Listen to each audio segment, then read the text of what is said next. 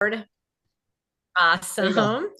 All right, you guys. Well, happy Monday. It is a holiday, so we might have a smaller group because who knows, they might have kids home or whatnot. But as always, this is on Angie's YouTube channel and it's live streamed in EXP Family Tree. So, what's going on this Monday, Nikki? Well, we have, as you said, a federal holiday, so no money is moving today.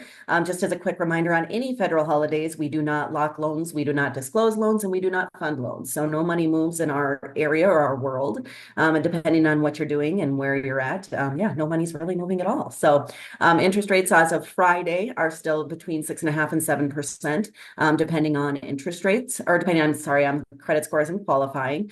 A couple, not like I said, not much is happening. We're just kind of waiting till election time with, I think my team mine is what, 3 weeks-ish to go. That things are just kind of just chilling for a while until that election happens, until people are seeing what's happening there. From speaking of federal holidays, I just wanted to give some reminders through the end of the year and into next year what those federal holidays actually are, to be planful in timing of closings and funding, so that the client, not only the client knows, but when we can move closings around and first payments around. So a couple, some of the more uncommon, I should say, federal holidays that people don't know about are Columbus Day, which is today. We have Veterans Day coming up on November 11th. We have obviously Thanksgiving Day and Christmas Day. A lot of people don't know, but New Year's Day is actually a federal holiday. And then we go to Martin Luther King Jr. Day and Washington's birthday, believe it or not.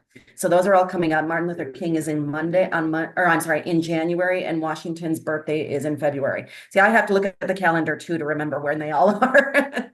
And so keep in mind as you're scheduling your closings to try not to schedule them for those holidays, or we will be calling you to move them either before or after that holiday.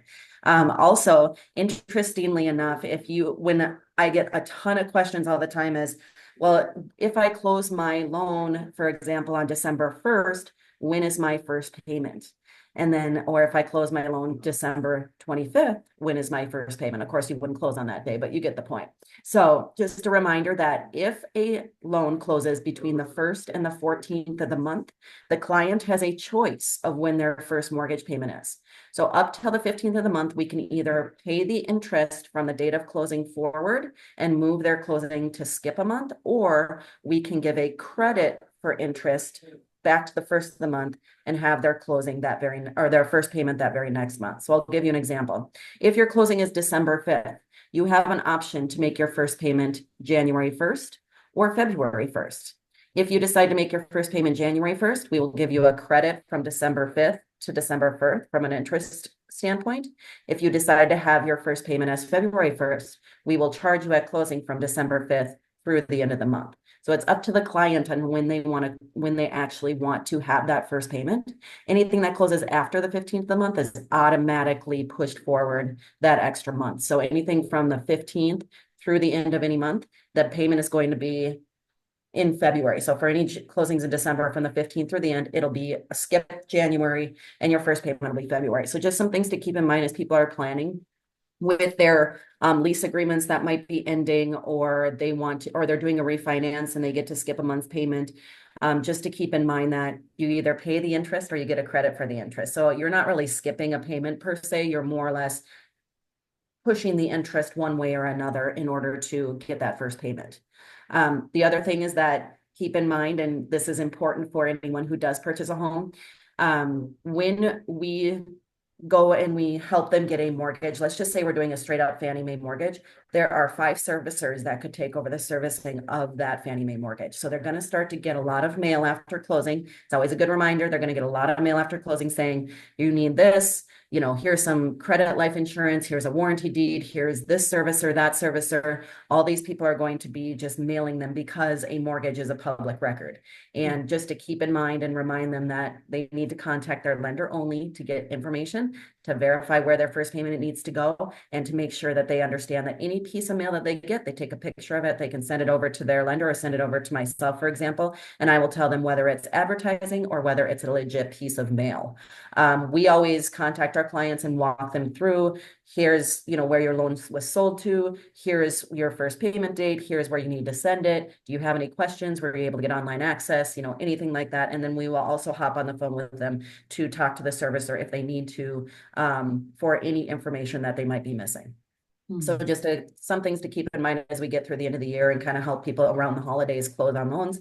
Keep those holidays in mind, keep the, first payment dates in mind, and then also talk with your lender and make sure that we're informed as to what the intention is of the closing as well. So yeah, just some easy reminders today. I love that. And I love that you call clients because I know some are just like, call us if you have any questions or this or that. So I think that that brings up a really good point that it's important who you partner with because that extra step is just so valuable. And I know that there's many lenders that don't do that. So thank you for bringing that up and doing that. And Absolutely. I think it's important because a lot of people are actually surprisingly scared to call us. Yeah. Scared to ask the question. And scared is probably, a more aggressive word, but like people are fearful that we're going to think that they're stupid or that they should know these things or whatever the case is. So that kind of idea of reaching out to them so that they know like we're on top of it and making sure that they have what they need because we know it can be confusing is really helpful, especially in the first time home buyer area. Just because they've signed on the dotted line doesn't mean they know what they're doing. So we have to make sure that they know how to make those payments and make sure everything's on time. Yeah. Well, I don't know about each of your states that you're in, but I know in Minnesota, we still have that deed scam Yep. going on where after you Yep. close, because it's public record, these companies are sending over and saying, pay $85 or $120, you need to get a copy of your deed and all this stuff. And so I've had a few clients that would have paid it had I not made such a specific, overly bearing comment and at closing and just this is what's going to happen, look for it and do not. So then they send me pictures like, got it because you told me and I made it very, very clear. So I think there's just other steps that can be taken to protect our clients even at closing and after closing that some agents aren't aware of. I'm coming to find out as I'm coaching and taking these agents, bringing these agents on and talking with them. They're like, oh, I didn't know. And I've been at some closing at various title companies where some are very specific and look the client in the eyes and say it. And some just, just glaze over it like it's no big deal. And it is a big deal. So, Right. yeah. And another easy phone call that we do, just an FYI, and you guys can do this too, is in the state of Minnesota, we do have homesteading on your taxes. So anyone that has closed on a mortgage this year, if they haven't homesteaded their property, that homestead paperwork is due by December 1st in order to get credit for the next year. And there are no exceptions for that. So a good phone call to make to touch base with your clients, your past clients. Hey, how's the house? And did you do your homestead paperwork? Did you fill it out and send it in for your taxes for next year to make sure that you get that discount on homestead? Yes. I love that. I love that. And another thing, since we're just kind of on this topic of little reminders, what a company, what my team, when I was on team, what they used to do is the closings throughout the years they would happen, they would take a copy of the Alta and fold it up, put it in an envelope, like address it to the new address and then put it in a basket. And they would do that for every closing. And then come New Year, they would mail them all out. And that was for the taxes. So it was just another touch for your clients. Let them know you're thinking about them and a thing of value, so that when they're filing their taxes, they have that. I know it's done at title and title's like, I'll put this on top, but you're moving and you're in the middle of this whole big life-changing transaction. So it's not always top of mind. You don't always remember where you put it. You think you did, but you're moving. So that's just another thing that we can do as agents to be not only top of mind, but provide value and make it easy. Yeah, absolutely. Yeah, we've done that in the past as well, is just send out those statements, and keep track of them throughout the year and then just email them out with a little holiday note or something like that. I love it. Good. Any questions or anything that's happened over the last week or this weekend that you want to ask Nikki why we have her here?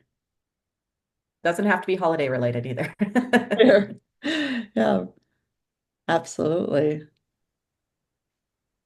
Well, good. I do have, unless Cari, do you have anything pressing? No, go ahead. Perfect.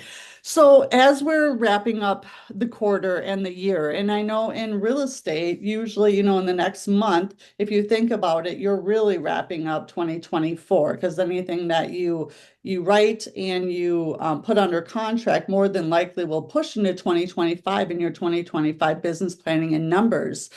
So I'm talking a lot with the agents that I work with is really how are you going to end the year strong? I know so many agents, maybe they've hit their goals or they plan on taking the holidays slow or taking them off, or there's this whole misconception, especially in Minnesota, that nothing happens in the winter or around the holidays, which couldn't be further from the truth. I know Christy's even talked about we have some amazing January and February as far as closings go. So what can you be doing now? Like knowing that so many agents are taking their foot off the gas, like I encourage you to think about how you can push down on the gas. I know I spoke of the team I was on, and what we would do is 90 listings in 90 days. And we would start that in October and run it through mid-January. And as a buyer's agent, I often was working with 13 buyers come spring because of all the listings that we got. And what that looked like is, again, looking at how, whether you call it lead generation, making friends, conversations equal currency, like what are you doing to get out there and talk to people?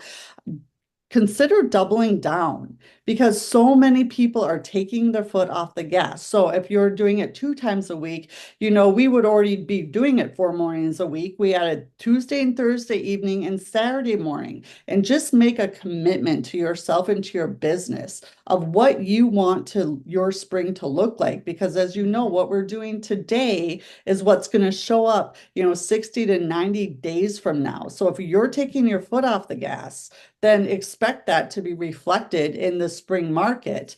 So think about that and think about different things that you can be doing. Like Nikki said, take advantage of like phone calls you can make, mailings you can do. It's about reaching out and just having conversations with all of your past clients and asking for referrals, getting them referrals if they need for anything to do with their home, and doing that not only for this past year's business, but going back into your book of business, because agents have been doing this for a while and have that book of business. There are so many opportunities this time of year just to reconnect, have a human conversation. You don't have to open it with real estate, knowing that it will get there. And if it doesn't get there, it will get there on the next conversation, or because you have gotten contact with them, you're already top of mind as they're going into the holiday season and as they're going to their, gatherings with their family and their friend or at work.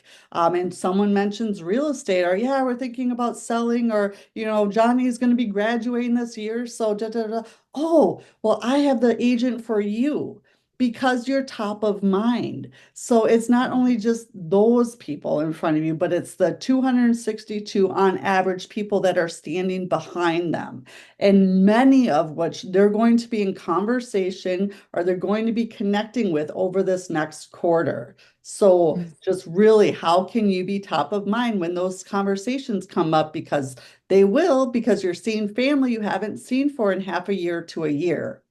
Yeah.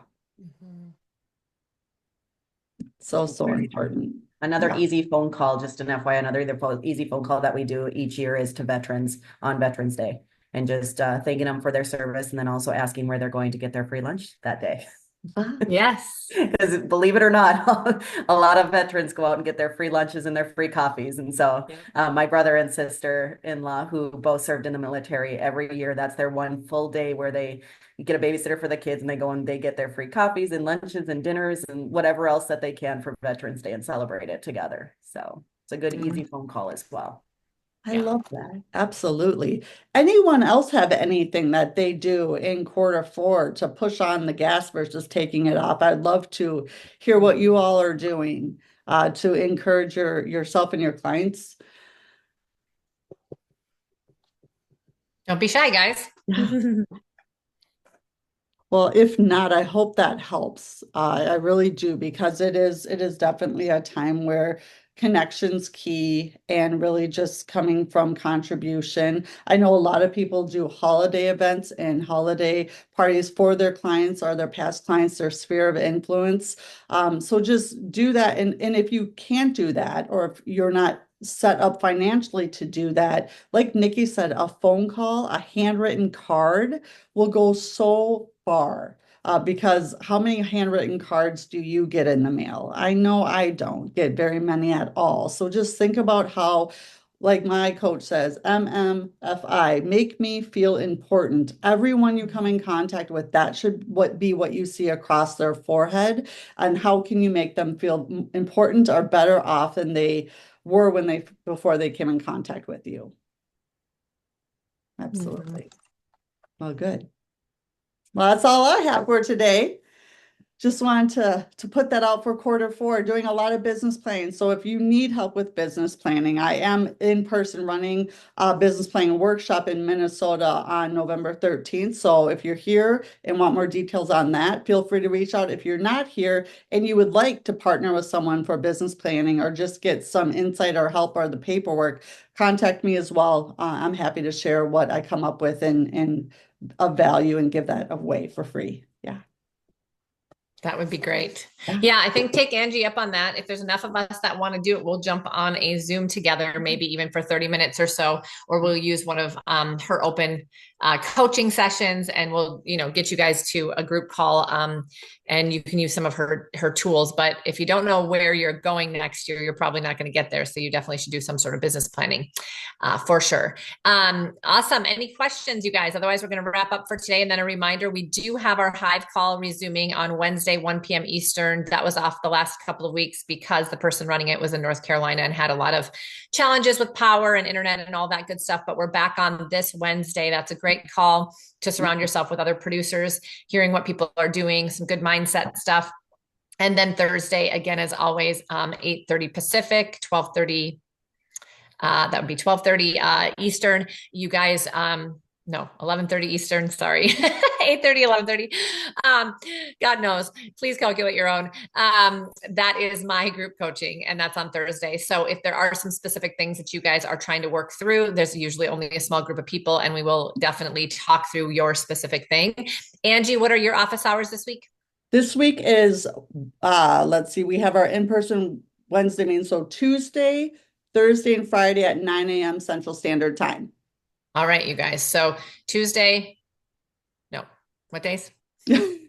Yes, Tuesday, Thursday, Friday. Yep. Tuesday, Thursday, Friday. All right, you guys. So plenty of opportunities to jump on calls. No excuses for sure. Be accountable. Start thinking about goals for the next year, and then take some information from today and do something with it. I think it's a great day to reach out to some people. And they're probably home from work too. So if they are, maybe it's a good time to check in and actually have some conversations. All right, you guys. Thank you.